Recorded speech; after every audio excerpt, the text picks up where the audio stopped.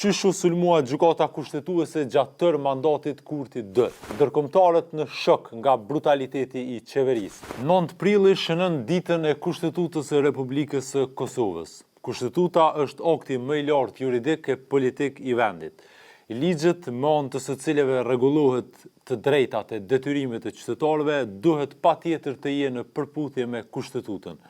Për të vlerësuar kushtetutshmërinë e ligjeve si dhe akteve të tjera ligjore, ekziston një institucion i pavarur e që quhet Gjykata Kushtetuese. Që nga ardha në pushtet e Kurtit, ky institucion i pavarur është përballur me sulme brutale nga vetë kryeministri e vartësit e tij, çka paraqet një betejë të paprecedent e që nga organizata e funksionar perëndimor shpeshherë është quajtur antidemokratike.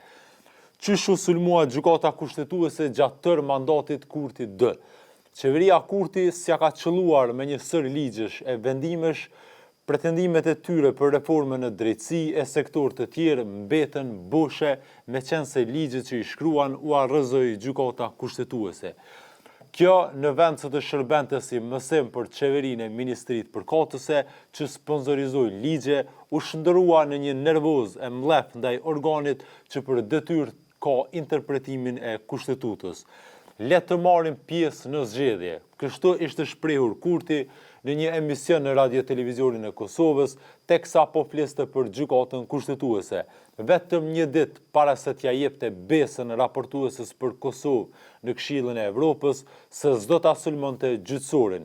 Kjo e fundit si kusht për antarësim në Këshill të Evropës, aty ku Kosova dështoi të antarësohej. Nën të gjykatës kushtetuese nuk mund të pengojnë dikë që i ka marrë 400.000 vota. Është një tjetër shprehje absolutisht e pakuptim nga kreu i qeverisë Albin Kurti, e cila gjithashtu u konsiderua si sulm ndaj organit e librës për cilën Kosova ka punuar e sakrifikuar kaq gjatë t'i krijoj. Kushtetuesen tërë mandatin e sulmoi edhe ministra e drejtësisë Albulena Haxhiu, e cila dështimin e reformave në drejtësi ja faturon gjykatës kushtetuese duke i quajtur penguese të reformës. Ndërkombëtarët në shok nga brutaliteti i qeverisë. Ky trend shqetësues duhet të marrë fund.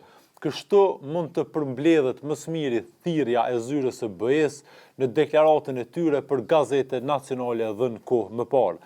Nga zyra e Bashkimit Evropian kishin theksuar fillimisht që pavarësia e gjyqësorit është gur themel për çdo shoqëri demokratike. Gjykata kushtetuese ka një rol themelor për të garantuar supremacinë e Kushtetutës, për të mbrojtur të drejtat dhe parimet themelore në të.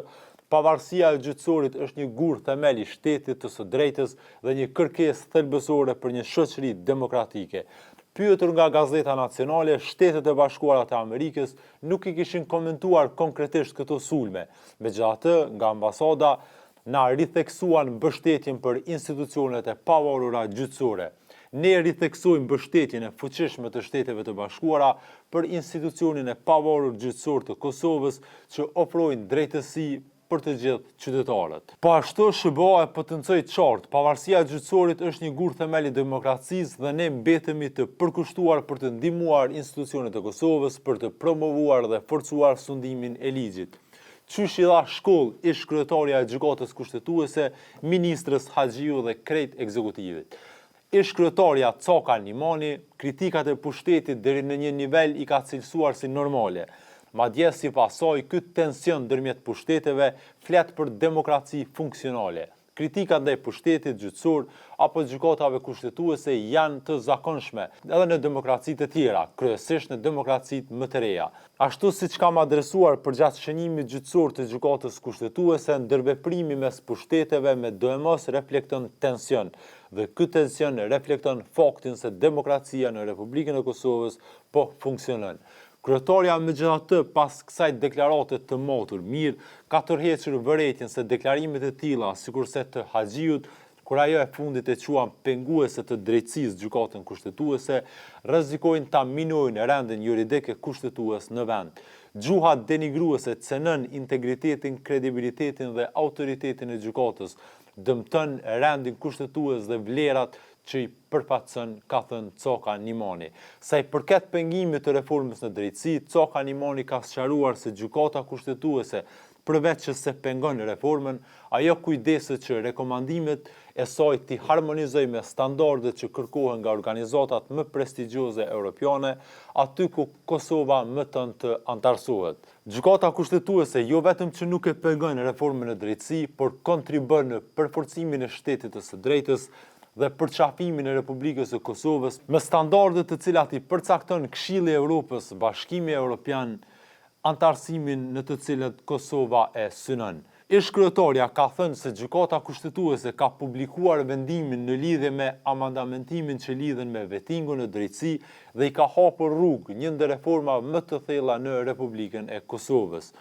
Coka Nimani ja ka bërë të qartë, sidomos ministrit të drejtësisë Albulina Haxhiu, se kur kushtetuesja merr vendim, ai duhet të shërbejë si detyrim për reflektim, pra të shkruhen ligjet ashtu siç është edhe fryma e shkronja e kushtetutës.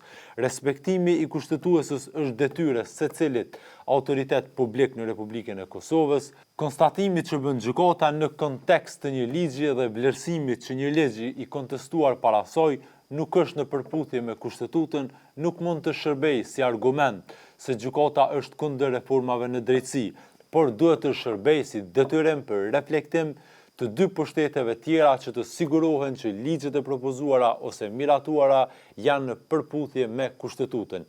Në fund të intervistës që pati dhënë ish-kryetaria Coka Nimani, ka ftuar të gjithë autoritetet publike ta mbrojnë rendin kushtetues të vendit, duke theksuar se kushtetuta nuk është thjesht një dokument i shkruar, por simbol i rezistencës, shpresës e fitores së shtetit.